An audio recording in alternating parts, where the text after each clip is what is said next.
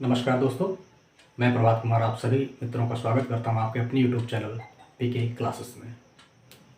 LP technician के batch में trade electrician वाले बच्चों के लिए आज की हमारी ये अगली क्लास है ओम्स लॉ। कल हम लोगों ने ओम का नियम पढ़ा था। ओम एक वैज्ञानिक थे।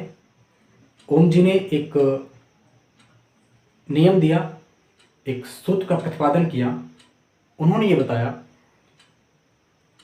कि ओम्स लॉ में यही बताया गया, ओम जी ने यही बताया कि वोल्टेज का सीधा संबंध धारा से है। अर्थात वोल्टेज जितना अधिक मात्रा में होगा, धारा उतनी अधिक मात्रा में प्रवाहित होगी। धारा अर्थात करंट।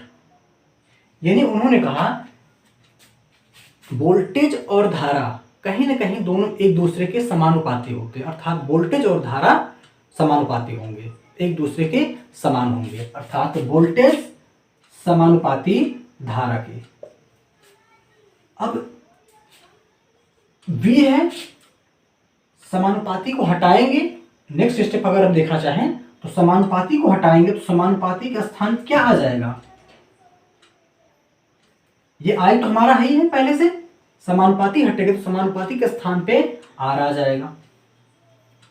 तो हमारा फार्मूला बन गया, क्या बन गया? V is equal to I R. और यही ओम का नियम है, यही ओम का फार्मूला है। ये V समानुपाती I, इसके आगे सॉल्व किया तो V equal to I R हो गया। ये समानुपाती हटा, समानुपाती के स्थान पे क्या आ गया हमारा? R। जहां पे R क्या है? जहां R बराबर कांस्टेंट है। R क्या है? एक कांस्टेंट है। R नियतांक है। R नियतांक है। R स्थिरांक है। R स्थिरांक है। R प्रतिरोध है। R अचर है। तो आप ये कहेंगे सर R इतना? हाँ, R कांस्टेंट भी होता है, R नियतांक भी होता है, R स्थिरांक भी होता है, R प्रतिरोध भी होता है और R अचर भी होता है। ठीक है, लेकिन ये सारी चीजें हम धीरे धीरे आगे समझेंगे। तो यहाँ पे किस सेंस में है? तो R क्या है? एक कांस्टेंट वैल्यू के रूप में है। तो ओम का नियम क्या है? V is equal to I R. अर्थात जितनी धारा होगी उतना वोल्टेज होगा, जितनी वोल्टेज होगा उतनी धारा होगी। अर्थात वोल्टेज और धारा एक दूसरे के समानुपाती होंगे, समान होंगे। यही ओम्स लॉ कहता है। ठीक है, अब इसके आगे अगर हम फिर से इसको सॉल्व करना चाहें, इसके आगे अगला टर्म, तो V इसको हम यहां से I R equal to V लिख सकते हैं। यही चीज हमने पलट दिया, I R equal to V लिख दिया। अब यहां से अगर R की वैल्यू निकालना चाहे तो V इक्वल टू आई हो गया। R की वैल्यू निकालना चाहें तो R equal to V upon I. और V क्या है? ये वोल्ट है, सॉरी वोल्टेज है। और मैं आपको बता चुका हूं पिछली क्लास में कि वोल्टेज हो, विभव हो या ईएमएफ हो, ईएमएफ, वोल्टेज या विभव, ये सारी चीजें क्या होती हैं? एक ही होती है। और इनका मात्रक क्या होता है? तो वोल्ट होता है। इनका मात्रक होता है volt. Volt upon I. I अर्थात धारा, और धारा का मात्रक क्या होता है? एम्पियर। ठीक है, और वोल्ट अपॉन एम्पियर को हम बोलते हैं ओम।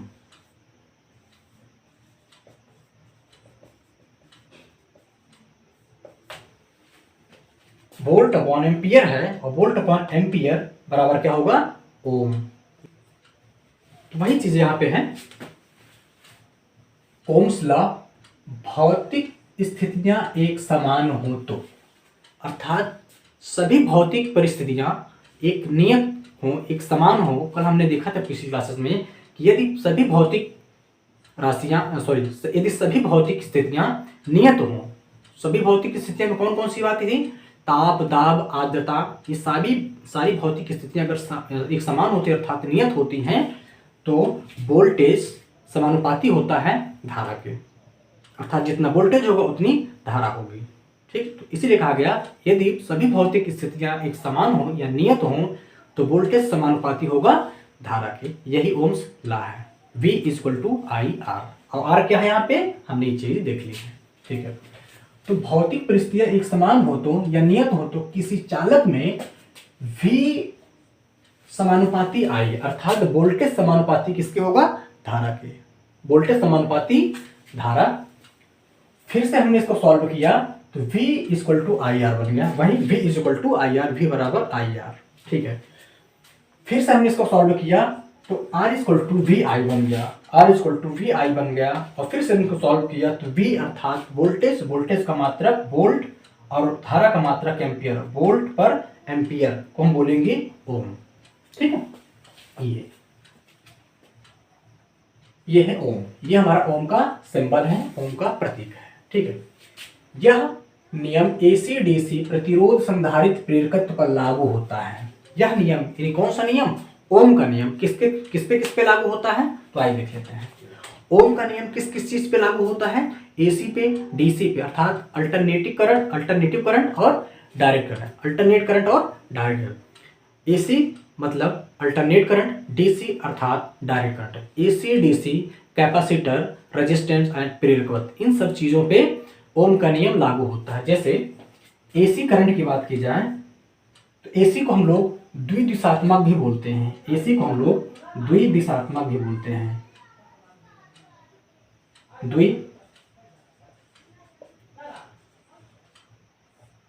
द्विदिशात्मक। एसी करंट को हम लोग द्विदिशात्मक बोलते हैं, क्यों, क्योंकि मान लीजिए ये है तो एसी ऐसे चलती है तो अप डाउन, तो इसकी दो दिशा हो गई, एक अप एक नीचे डाउन, यानी ऊपर और नीचे, इसकी दो दिशा होती है। यानी एसी करंट को कौन सी करंट बोली जाएगी, द्विदिशात्मक धारा या द्विदिशात्मक करंट बोला जाता है एसी को। जबकि डीसी को एक दिशात्मक बोला जाता है, ये सीधी चलती है, ठीक है।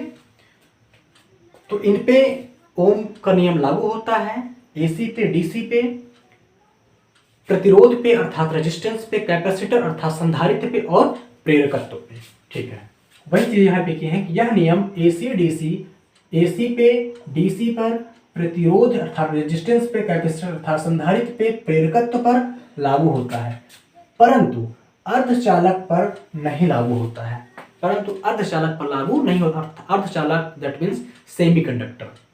अच्छा, यहाँ से कुछ चीजें आपको पता होनी चाहिए, बेसिक चीज में पहली क्लास में डिस्कस कर चुका हूँ कि चालक एक ऐसा पदार्थ जिसमें से विद्युत धारा आसानी से प्रवाहित हो सके, उस पदार्थ को क्या बोलेंगे, चालक। कुचालक एक ऐसा पदार्थ जिसमें से विद्युत धारा बिल्कुल प्रवाहित ही ना हो सके, बह ही ना सके, उसको बोलेंगे कुचालक। चालक में जैसे एल्युमिनियम की रॉड हो तो एल्युमिनियम की रॉड में विद्युत धारा आसानी से प्रवाहित कर जाएगी। कॉपर की तार है, कॉपर की तार में विद्युत धारा आसानी से प्रवाहित हो जाएगी, करंट, उस ये सारी चीजें क्या हमारी चालक कैटेगरी में आएंगी। जबकि कुचालक में जैसे लकड़ी है, कोई भी लकड़ी ले लीजिए आप, लकड़ी में करंट छुआइए या धारा प्रवाहित करिए तो बिजली की करंट या बिजली की धारा उसमें प्रवाहित नहीं होगी, वो क्या है, एक कुचालक कैटेगरी में आएगा। जबकि एक फाइबर लीजिए, प्लास्टिक लीजिए, प्लास्टिक में आप धारा नहीं प्रवाहित कर सकते हैं, वो भी एक कुचालक की श्रेणी में आएगा। जबकि अर्धचालक क्या होता है, अर्धचालक जिसमें से थोड़ी बहुत मात्रा में विद्युत धारा का प्रवाह हो सके, उसे बोलेंगे अर्धचालक, यानी आधा, नाम से पता चल रहा है अर्धचालक, जिस पदार्थ में धारा का प्रवाह थोड़ी मात्रा में, आंशिक मात्रा में हो सकती है, उसको बोलेंगे अर्धचालक अर्थात सेमीकंडक्टर।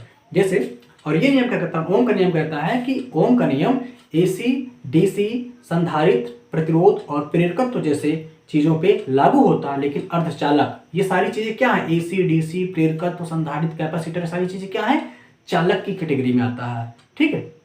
जबकि अर्धचालक की कैटेगरी में जैसे जर्मेनियम हो गया और सिलिकॉन हो गया, जैसे जर्मेनियम और सिलिकॉन, क्या जर्मेनियम और सिलिकॉन पे ओम का नियम लागू होगा, तो नहीं, क्योंकि ये अर्धचालक हैं। जर्मेनियम और सिलिकॉन एक प्रकार के अर्धचालक की कैटेगरी में आते हैं, इसलिए अर्धचालक पे ओम का नियम लागू नहीं होता, अर्थात इस पे ओम का नियम लागू नहीं होगा जर्मेनियम और सिलिकॉन पे।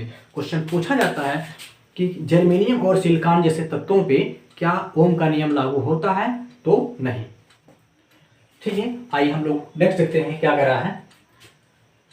ग्राफ, थोड़ा सा ग्राफ के बारे में देखते हैं। कि ओम्स लॉ का ग्राफ क्या होता है, यानी ओम के नियम का जो ग्राफ होता है, आप लोगों ने बचपन में पढ़ा होगा y is equal to M X, Y equal to Y बराबर एम एक्स पढ़ा होगा, या आपने एक्स एच या वाई एच पढ़ा होगा, एक्स एच और वाई एच, एक्स एच और वाई एच के बारे में पढ़ा होगा कि एक्स एच वाई एच क्या होते हैं। तो आपने पढ़ा होगा कि हमारा ये एक्स एच होता है और ये वाई एच होता है, ये एक्स एच होता है और ये वाई एच होता है। आपने बचपन में चीजें पढ़ी होंगी, सेम यही चीजें होती हैं।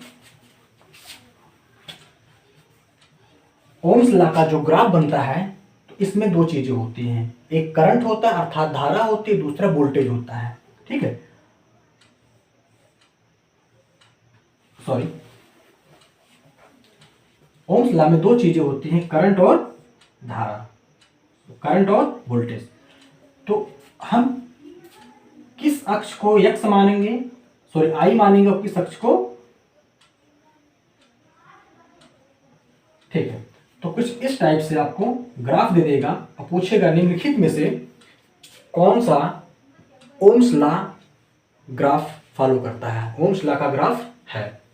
तो एक में दे दीजिए, मान लीजिए कि यहाँ पे दे दिया V दे दिया और यहाँ पे I दे दिया, तो यहाँ पे दे दिया I दे दिया और यहाँ पे V दे दिया, अर्थात धारा यहाँ पे है, ये वाली लाइन धारा की है और ये, सॉरी, ये वाली वोल्टेज की है, ये धारा की है, और ये वोल्टेज की यहाँ पे ये धारा की है। तो इन दोनों में से एक जो है ओम्स लॉ को फॉलो कर रहा है ग्राफ के आधार पे। ठीक है, तो आपने एक्स अक्ष और वाई अक्ष देखा ही था, ये हमारा एक्स अक्ष होता है और ये वाई अक्ष होता है। तो यहाँ पे जो नीचे वाला होता है, एक ऐसी राशि को रखा जाता है जो इंडिपेंडेंट होती है, एक स्वतंत्र राशि होती है।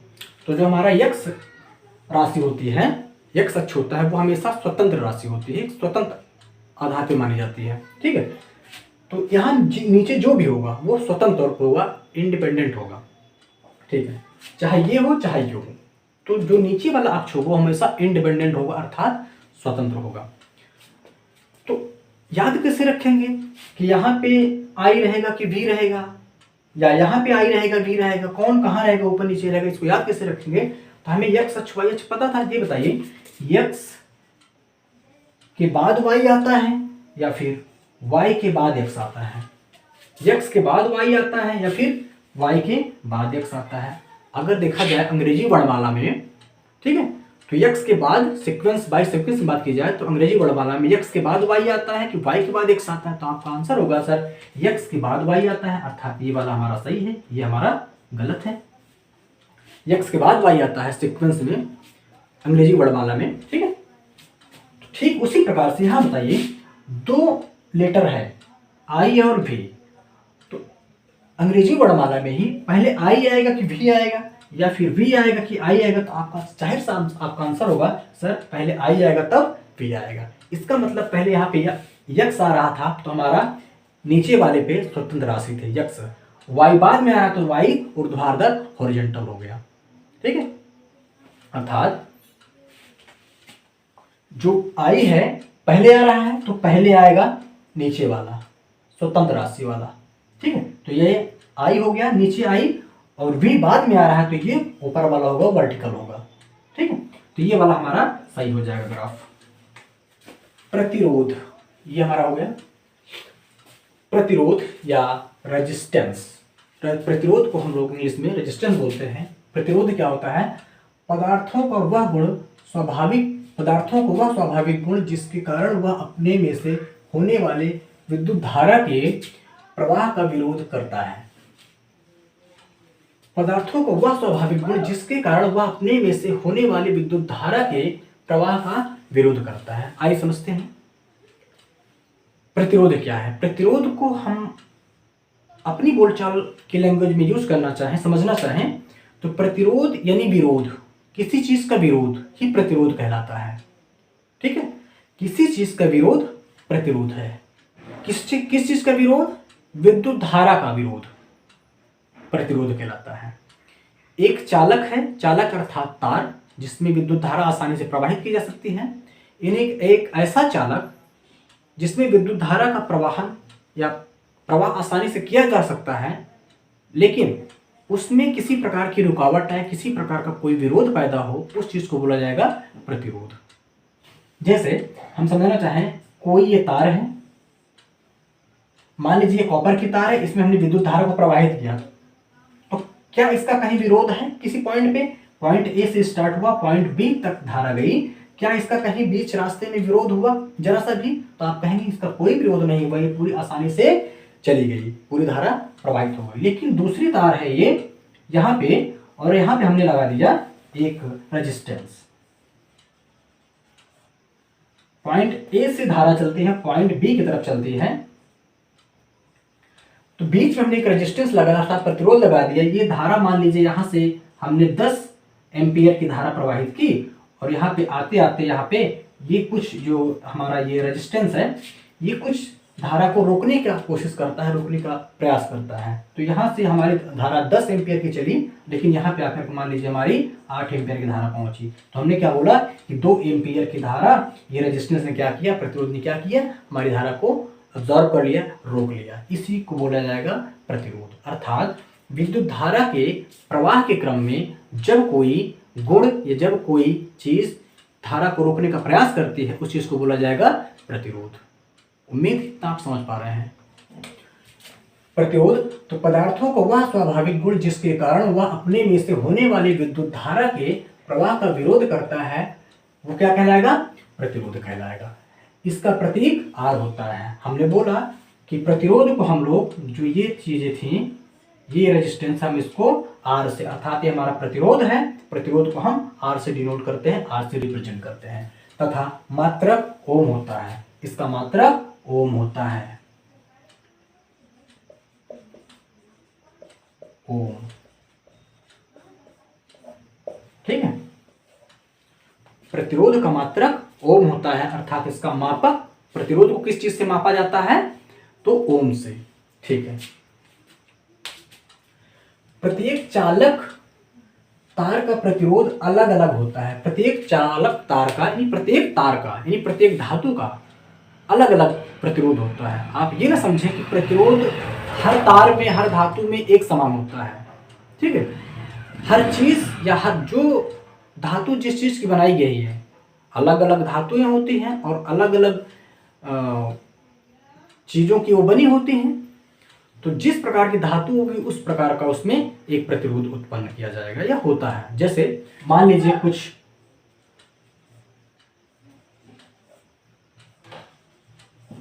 ये मान लीजिए कॉपर है, कॉपर की तार है, ये सिल्वर है और ये एल्यूमिनियम है,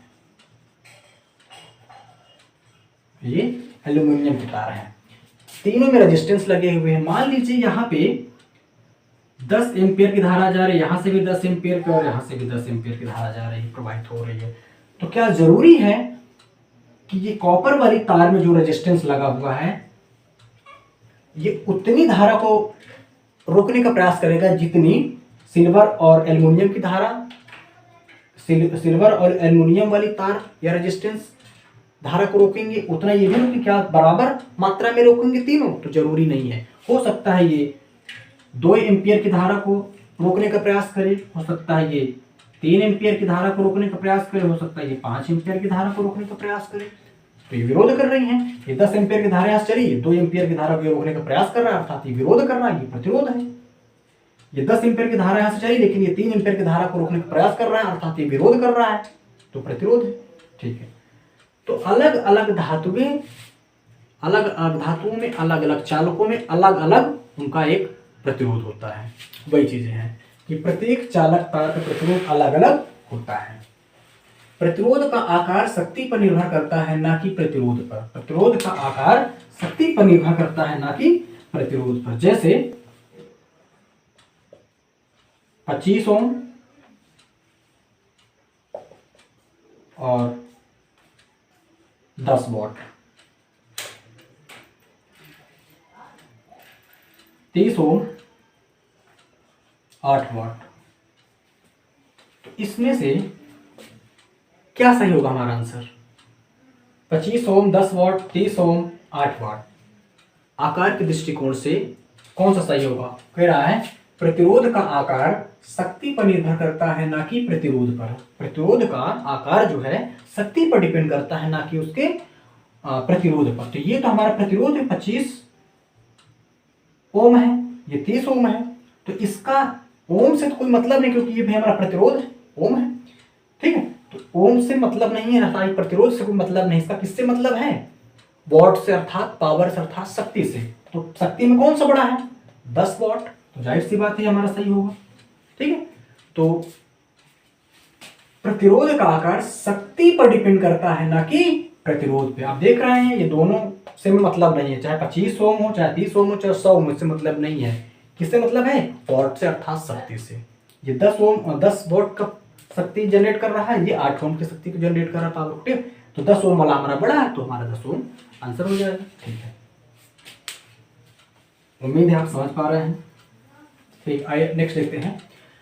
प्रतिरोध तापमान तथा चालक तार की लंबाई का समानुपाती होता है। जो प्रतिरोध होता है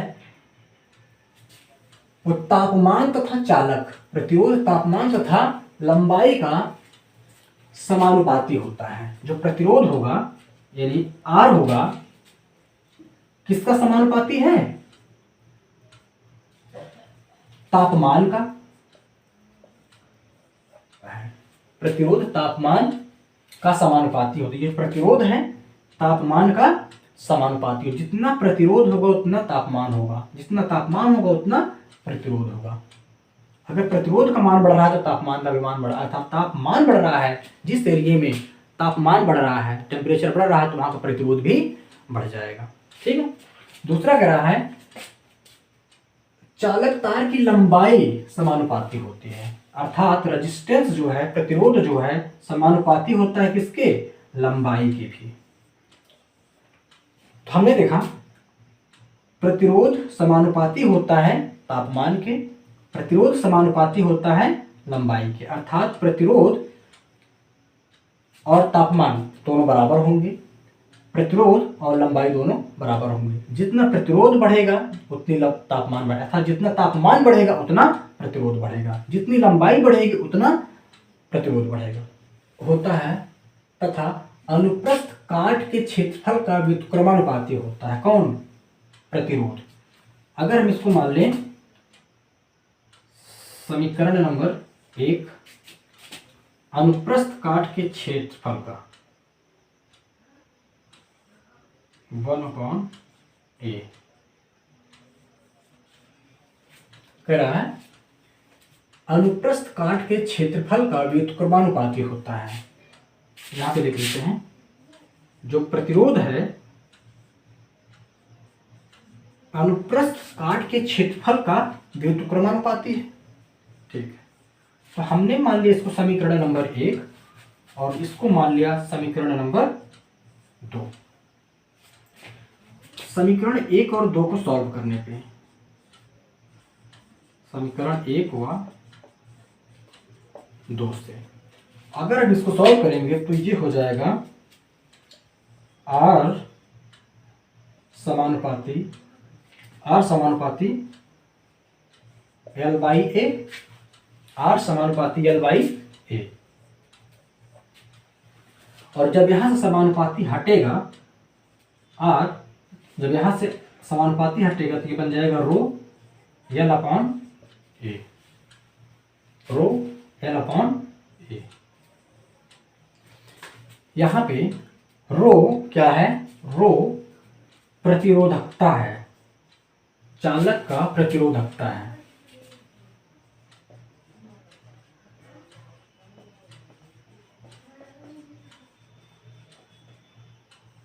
चालक का प्रतिरोधकता है या फिर ये विशिष्ट प्रतिरोध है, विशिष्ट प्रतिरोध है। यहां पर रो क्या है? चालक का प्रतिरोधकता है या फिर विशिष्ट प्रतिरोध है। ये रो था। रो इज इक्वल टू होता है RA/L। फिर इसको सॉल्व करना चाहेंगे तो ये हमारा रेजिस्टेंस अर्थात प्रतिरोध, प्रतिरोध का मात्रक अभी हमने बताया क्या होता है, तो ओम, और ये क्षेत्रफल, क्षेत्रफल का मात्रक क्या हो जाएगा, मीटर, मीटर स्क्वायर। यहाँ पे क्या है, यल, अर्थात लंबाई, लंबाई का मात्रक मीटर।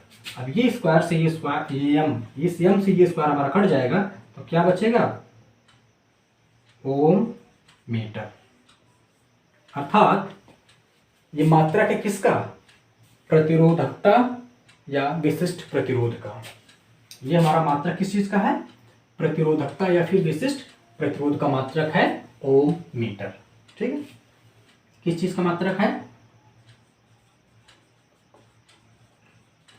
प्रतिरोधकता या फिर विशिष्ट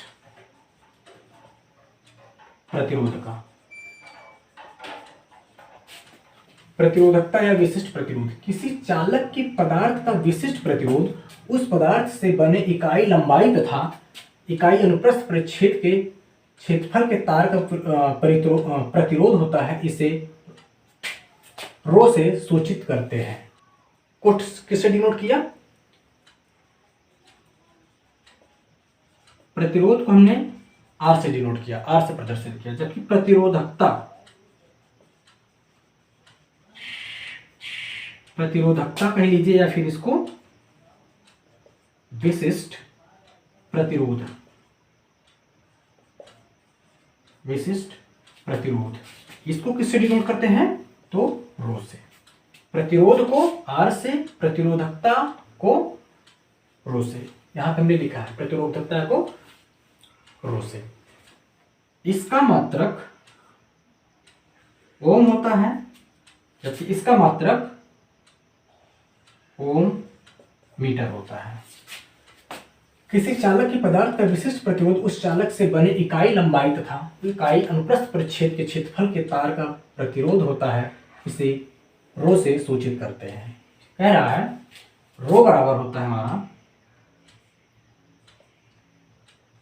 are A upon L, rho equal to होता है आर ए अपॉन यल। अगर इस क्षेत्रफल को और इस लंबाई को एक एक मान लिया जाए, क्षेत्रफल को भी और लंबाई को एक मान ले और क्षेत्रफल को एक मान ले, तो क्या बन जाएगा, ये रो इक्वल टू क्या बनेगा, केवल आर,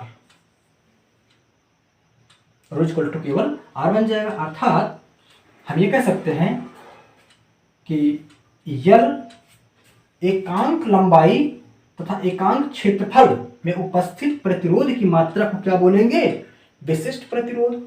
अब इसको आगे सॉल्व करना चाहें तो ये आर, यही अर्थात रो इक्वल टू हो जाएगा आर अर्थात प्रतिरोध का मात्रक ओम, क्षेत्रफल यम स्क्वायर और लंबाई यानी यम। तो ये यम से ये स्क्वायर कट गया, अर्थात प्रतिरोध कितना आ गया, सॉरी मात्रक हमारा कितना आ गया, ओम मीटर आ गया। किसका, प्रतिरोधकता या फिर विशिष्ट चालक का। मात्रक क्या आ गया, इसे रो से सूचित करते हैं तथा मात्रक ओम मीटर है, ओम मीटर है। ठीक, प्रतिरोध का मात्रक ओम, प्रतिरोधकता का मात्रक ओम मीटर। नेक्स्ट है चालकता या कंडक्टेंस। पदार्थों का वह गुण जो विद्युत धारा प्रवाह में सुगमता प्रदान करता है अथवा प्रतिरोध के व्युत्क्रम को चालकता कहते हैं। चालकता किसे कहते हैं, पदार्थों का वह गुण जो विद्युत धारा प्रवाह में सुगमता प्रदान करता है, चालकता कहलाता है। समझते हैं, एक होता है चालकता, दूसरा होता है प्रतिरोध। प्रतिरोध में हमने क्या पढ़ा कि एक ऐसा गुण जो किसी पदार्थ में विद्युत धारा को प्रवाहित होने से रोकने का प्रयास करते हैं अर्थात उसका विरोध करे, प्रतिरोध कहलाता है। जबकि चालकता क्या है, किसी पदार्थ का एक ऐसा गुण जो किसी धातु या किसी पदार्थ में विद्युत धारा को आसानी से प्रवाहित होने के लिए एक रास्ता दे, उसको क्या बोलेंगे, चालकता। तो डिफरेंस समझ रहे हैं, चालकता और प्रतिरोध कहीं ना कहीं एक दूसरे के अपोजिट हैं, उल्टे होते हैं। प्रतिरोध क्या करता है, विद्युत धारा को प्रवाहित होने से रोकने का प्रयास करता है अर्थात विरोध करता है विद्युत धारा का, जबकि चालकता क्या करती है, विद्युत धारा को आसानी से प्रवाहित करने में उसकी मदद करती है।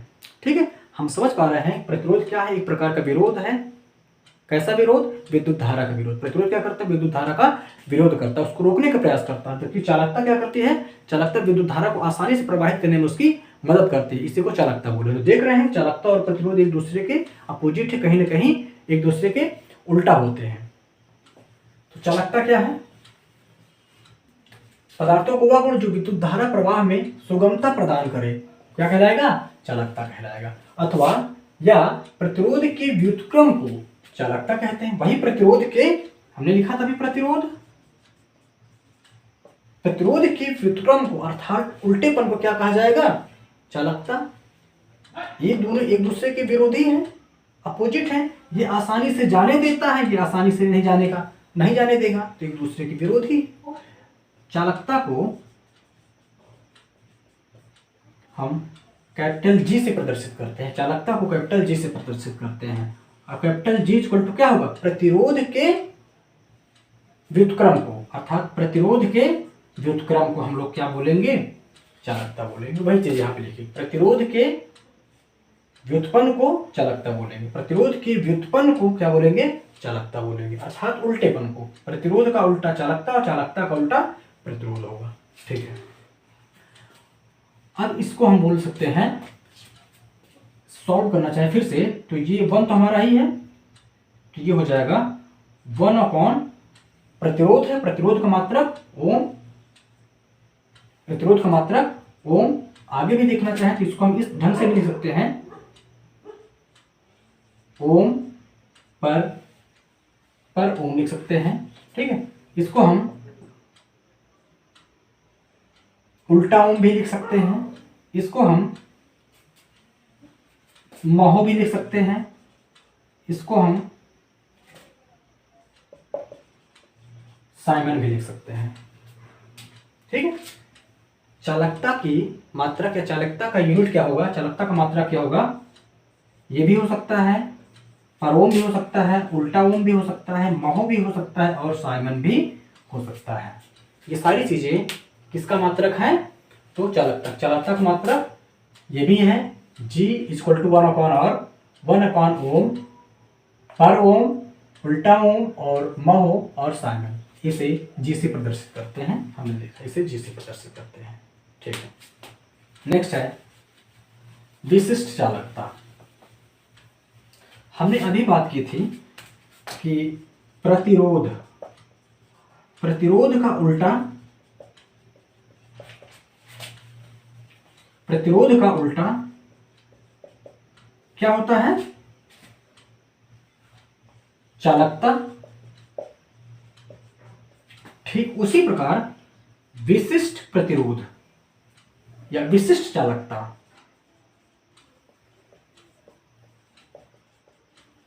या विशिष्ट प्रतिरोध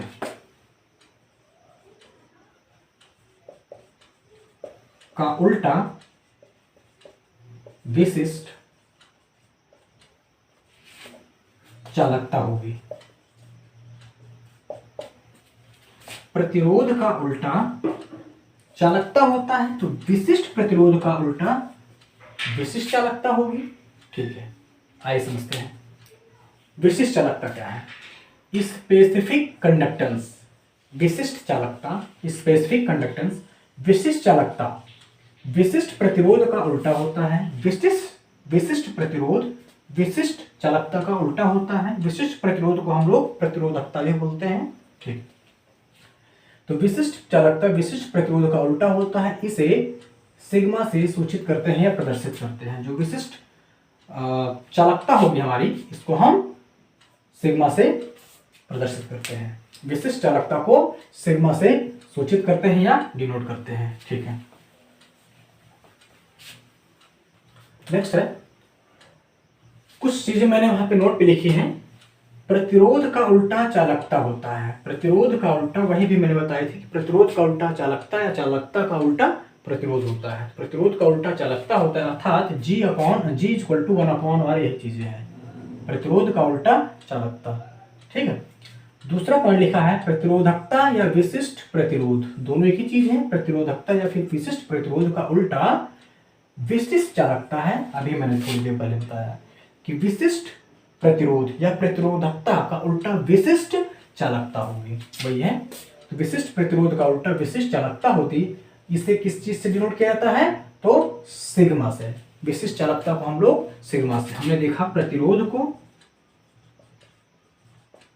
को हमने R से डिनोट किया, उसके बाद प्रतिरोधकता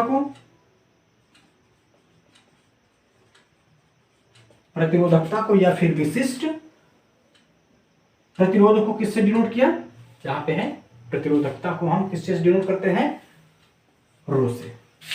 अब बात आती है विशिष्ट चालकता की। विशिष्ट चालकता, तो विशिष्ट चालकता को हम किससे डिनोट करेंगे, सिग्मा से। तीनों चीज है, प्रतिरोध को R से, प्रतिरोधकता को रो से, और विशिष्ट चालकता को सिग्मा से। रो इज इक्वल टू होता है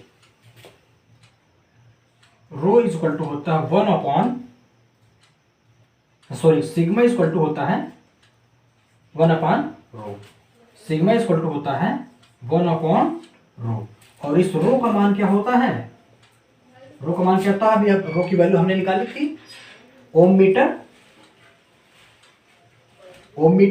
हम इसको क्या लिख सकते हैं, हम इसको क्या लिख सकते हैं,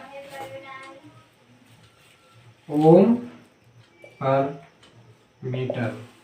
पर ओम पर मीटर लिख सकते हैं, ऐसे भी लिख सकते हैं, और इसको हम क्या लिख सकते हैं, उल्टा ओम पर मीटर लिख सकते हैं, ऐसे भी लिख सकते हैं, और इसको हम महो पर मीटर लिख सकते हैं। इसको हम ओम साइमन भी लिख सकते हैं। तो ये सब किसकी मात्रक है, विशिष्ट चालकता के सब मात्रक हैं। आइए नेक्स्ट देखते हैं। अगर किसी चालक तार की लंबाई को x गुना कर दिया जाए तो प्रतिरोध x गुना हो जाएगा, तथा खींचकर x गुना कर दिया जाए तो प्रतिरोध x स्क्वायर हो जाएगा। क्या है, अगर किसी चालक तार की लंबाई को x गुना कर दिया जाए तो प्रतिरोध x गुना हो जाएगा। जैसे मान लेते हैं ये हमारा कोई एक तार है जिस पे कोई रेजिस्टेंस लगा हुआ है, इस पे जो रेजिस्टेंस है, जो प्रतिरोध है, वो 2 ओम का है, और इसकी लंबाई जो है ये 5 मीटर। तार की लंबाई 5 मीटर, इस पे लगने वाला प्रतिरोध 2 ओम का। अब हम इस तार की लंबाई को 2 गुना बढ़ा देते हैं, अर्थात यहां से उठा करके हमने यहां तक कर दिया, और इसकी लंबाई कितनी हो गई, इस लंबाई हमने 5 मीटर से उठा करके 10 मीटर कर दिया। लंबाई उठा करके 10 मीटर कर दिया, यानी 5 मीटर थी, हमने 2 गुना कर दिया, अर्थात ये जो 2 ओम का रेजिस्टेंस है ये भी 2 गुना बढ़ जाएगा, अर्थात ये कितना हो जाएगा, 4 ओम हो जाएगा। तो समझ पा रहे इस चीज को। यदि तार की लंबाई को जितना बढ़ाया जाएगा नॉर्मल कंडीशन में, प्रतिरोध का मात्रा उतना ही बढ़ जाएगा। तार की लंबाई को 2 मीटर बढ़ाएंगे, 2 गुना करेंगे तो प्रतिरोध 2 गुना हो जाएगा। तार की लंबाई को 3 गुना बढ़ाएंगे तो प्रतिरोध 3 गुना हो जाएगा। तार की लंबाई को 4 गुना बढ़ाएंगे तो प्रतिरोध का मात्रा 4 गुना हो जाएगा, बढ़ जाएगा। ठीक है, लेकिन तार को, ये थी नॉर्मल कंडीशन में, लेकिन उसे तार को अगर खींच कर बढ़ाया जाए, खींच तान कर, अगर कुछ ऐसी एक्टिविटी दिखा रहा है, कुछ तार को खींच कर बढ़ाया जा रहा है, तब की स्थिति क्या होगी, जैसे इस तार की लंबाई को हमने खींच करके 2 गुना कर दिया तो उसका प्रतिरोध 2 का स्क्वायर यानी 4 गुना हो जाएगा। इस तार को खींच करके हमने 3 गुना कर दिया तो प्रतिरोध 3 तिया 9 गुना हो जाएगा। इस तार को खींच कर हमने इसकी लंबाई का 4 गुना बढ़ा दिया तो इसका प्रतिरोध 4 गुना अर्थात 16 ओम हो जाएगा। इस तार की लंबाई को हमने खींच करके 5 गुना कर दिया तो इसका जो प्रतिरोध होगा वो 25 ओम हो जाएगा। इस तरीके से समझते हैं। ठीक है, जब सिंपल स्थिति में होगी, तार की मात्रा, हमने तार की लंबाई को बढ़ाया तो जितना बढ़ाया उतना प्रतिरोध भी बढ़ेगा। लेकिन खींच तान की बात की, खींच करके लंबाई बढ़ाई गई तार की तो उसका सीधे स्क्वायर क्यूब होता चला जाता है। जैसे मान लीजिए यहाँ पे दिया हुआ है R = ρ L/A। ठीक है, हमने इस लंबाई में इसकी लंबाई और बढ़ा दी, हमने इसमें यल से गुणा कर दिया, इसकी लंबाई को और बढ़ा दिया, तो ये क्या हो जाएगा, R equal to rho L square बन जाएगा अपॉन, ये इसको क्या लिख सकते हैं, V लिख सकते हैं, V यानी आयतन। ठीक है, वही सारी चीजें हैं। तो देख रहे हैं यहाँ पे लंबाई को अगर हमने खींच कर 2 गुना बढ़ाया तो ये 4 गुना हो जाएगा, 3 गुना बढ़ाया तो 9 गुना हो जाएगा, 4 गुना बढ़ाया तो 16 गुना बन जाएगा। ठीक, नेक्स्ट है प्रतिरोधों का समूहन। प्रतिरोधों का समूहन, कॉम्बिनेशन ऑफ रेजिस्टेंस, प्रतिरोधों का समूहन। समझते हैं प्रतिरोधों का समूहन क्या होता है। तो प्रतिरोधों का समूहन 2 प्रकार से समूहन किया जाता है। प्रतिरोधों का 2 प्रकार से समूहन किया जाता है। जो प्रतिरोध होते हैं, रेजिस्टेंस होते हैं, उनको 2 तरीके से असेंबली किए जाते हैं, उनको समूहन किया जाता है। जैसे एक होता है श्रेणी क्रम में, दूसरा होता है समांतर क्रम में। एक होता है श्रेणी क्रम में, दूसरा होता है समांतर क्रम में। श्रेणी क्रम अर्थात सीरीज में होता है, समांतर क्रम अर्थात पैरेलल। आइए समझते हैं श्रेणी क्रम या सीरीज कॉम्बिनेशन क्या होता है। जैसे मान लीजिए ये हमारा एक सीरीज क्रम है, श्रेणी क्रम का। देख रहे हैं इसमें 3 रेजिस्टेंस लगे हुए हैं, R1, R2 और R3। R1, R2 और 3। बेसिक चीज समझते हैं कि श्रेणी क्रम क्या किससे कहा जाएगा। तो जब एक ही तार में कई रेजिस्टेंस लगे हुए हों सीक्वेंस बाय सीक्वेंस, उससे बोला जाएगा श्रेणी क्रम, अर्थात सीरीज में है श्रेणी क्रम। श्रेणी क्रम क्या है, जैसे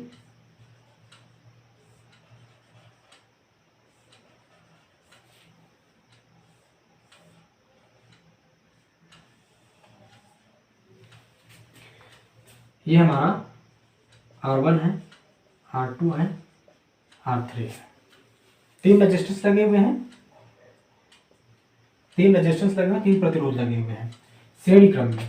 श्रेणी क्रम में वोल्टेज अलग अलग होता है। पहली चीज को समझते हैं कि इसका पहला सिरा, इसका ये दूसरा सिरा, इसका ये पहला है और ये दूसरा है। इसका ये पहला, इसका ये दूसरा, इसका ये पहला, इसका ये दूसरा। पहले प्रतिरोध का पहला सिरा, दूसरे प्रतिरोध का ये पहला सिरा, ये दूसरा सिरा है। ये पहला, ये दूसरा, ये पहला, ये दूसरा, इसका ये पहला सिरा, इसका ये दूसरा सिरा। हमने देखा पहले प्रतिरोध का दूसरा सिरा, पहले प्रतिरोध का, पहले रेजिस्टेंस का दूसरा सिरा दूसरे रेजिस्टेंस के पहले सिरे से जुड़ा हुआ है, और दूसरे रेजिस्टेंस का दूसरा सिरा तीसरे के पहले से जुड़ा हुआ है। अब तीसरे का जो दूसरा होगा वो चौथे के पहले से जुड़ा होगा। देख रहे हैं, अर्थात पहले रेजिस्टेंस का, पहले प्रतिरोध का दूसरा सिरा दूसरे रेजिस्टेंस, दूसरे प्रतिरोध के पहले सिरे से, दूसरे रेजिस्टेंस का दूसरा सिरा तीसरे के पहले से, तीसरे का दूसरा चौथे के पहले से जुड़ा होता है। तो इस क्रम को हम बोलेंगे श्रेणी क्रम में है। प्रतिरोध क्या है, श्रेणी क्रम में, रेजिस्टेंस श्रेणी क्रम में है, सीरीज क्रम में है।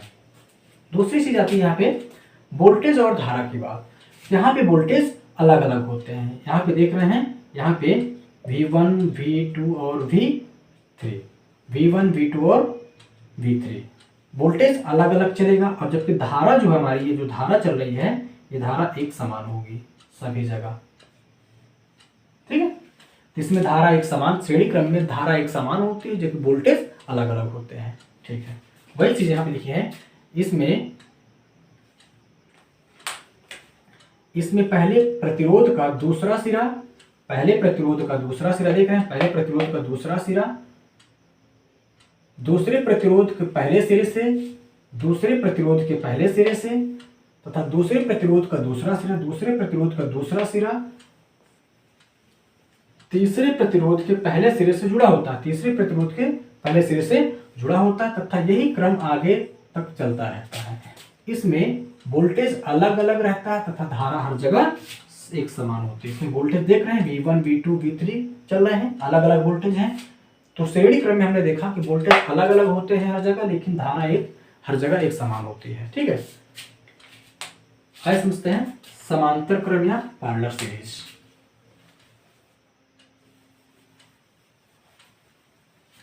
ठीक है, थोड़ा सा इसमें और समझ लेते हैं श्रेणी क्रम में। जैसे ये हमारी चीजें थी। ठीक है, ये हमारा R1 था, R2 था और R3 था। अगर इसको हम टोटल करना चाहें, R टोटल कुल रेजिस्टेंस को काउंट करना चाहें, तो हम इसको सारे को जोड़ देंगे। R1 plus R2 plus R3 सबको जोड़ देंगे बस। टोटल रेजिस्टेंस, टोटल प्रतिरोध हमारा निकल आएगा। टोटल प्रतिरोध कितना, टोटल रेजिस्टेंस कितना है। ठीक है, आइए दूसरा देखते हैं पैरेलल सीरीज समांतर क्रम। पैरेलल में जैसे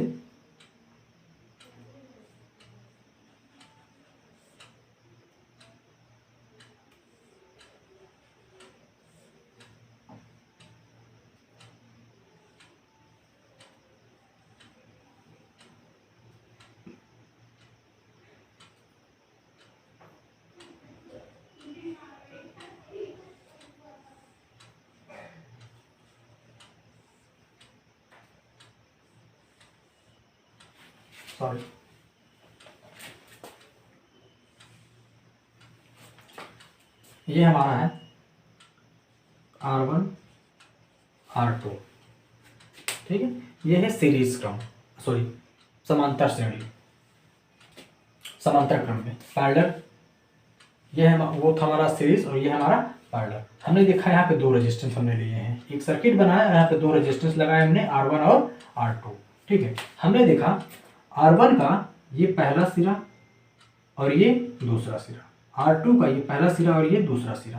ठीक है, ये हमारा पहला सिरा, ये दूसरा सिरा, ये पहला सिरा, ये दूसरा सिरा। हमने देखा कि पैरेलल में हमने देखा, समांतर क्रम में हम क्या देख रहे हैं कि पहले रेजिस्टेंस का पहला सिरा दूसरे रेजिस्टेंस का पहला सिरा एक साथ आकर के एक पॉइंट पे जुड़ा हुआ है, और पहले रेजिस्टेंस का दूसरा सिरा दूसरे रेजिस्टेंस का दूसरा सिरा जाकर के एक पॉइंट पे जुड़ा हुआ है। ठीक है, अर्थात समझ पा रहे हैं आप क्या कह रहा है ये, कि समांतर क्रम में क्या होता है कि चाहे जितने रेजिस्टेंस लगे, चाहे जितने प्रतिरोध लगे हों, सबका पहला छोर अर्थात पहला सिरा एक साथ जोड़ दिया जाता है और दूसरा सिरा सबको इकट्ठा करके एक साथ जोड़ दिया जाता है। इसको बोला जाएगा समांतर क्रम में है। ठीक है, समांतर क्रम में पहला सिरा, जैसे मान लीजिए 10 रेजिस्टेंस लगे हुए हैं, तो 10 के जो पहले छोर होगा, पहला सिरा होगा, 10 के पहले छोर को, पहले सिरे को एक साथ जोड़ दिया जाएगा, जबकि जो 10 को जो दूसरे सिरे होंगे, दूसरा सिरा होगा, उन सबको एक साथ जोड़ दिया जाएगा। इसको बोला जाएगा, वो क्या है, समांतर क्रम में पैरेलल में है। ठीक है, तीसरी चीज समझ रहे हैं यहाँ पे, जो समांतर क्रम में होगा वो वोल्टेज हर जगह समान होगा। वोल्टेज हर जगह समान होगा, वोल्टेज हर जगह समान होगा, जबकि धारा अलग अलग होगी। यहाँ पे देख रहे हैं, यहाँ पे धारा हमारी I1 चल रही है, यहाँ पे धारा I2 चल रही है। ठीक है, तो हमने क्या देखा, सीरीज में क्या देखा, सीरीज में वोल्टेज हमारे अलग अलग होते हैं हर जगह, लेकिन धारा हर जगह एक समान चलती है। लेकिन समांतर क्रम में हमने क्या देखा कि वोल्टेज एक समान होता है सभी जगह, लेकिन धारा अलग अलग होती है। श्रेणी में हमने देखा कि पहले रेजिस्टेंस का, पहले प्रतिरोध का दूसरा सिरा दूसरे के पहले से, दूसरे का दूसरा तीसरे के पहले से ऐसे जुड़ा हुआ होता है। लेकिन दूसरे अर्थात समांतर क्रम में हमने देखा, पैरेलल में हमने देखा कि कितने भी रेजिस्टेंस हों, लेकिन उनका सभी का पहला सिरा एक साथ जोड़ दिया जाता है और उनका दूसरा सिरा एक साथ जोड़ दिया जाता है। उनको बोला जाएगा पैरेलल में है अर्थात समांतर में है। समांतर हमने क्या देखा, वोल्टेज हर जगह एक समान होगा, लेकिन धारा अलग अलग होती है। बस यहीं से क्वेश्चन आपसे पूछे जाते हैं। तो ये था हमारा आज का क्लास। मित्रों, अगर आज की क्लास पसंद आई हो तो हमारे क्लास को, हमारे वीडियोस को लाइक करें, शेयर करें और चैनल को सब्सक्राइब भी करें। धन्यवाद। नेक्स्ट क्लास हमारी कल होगी। ठीक है, धन्यवाद।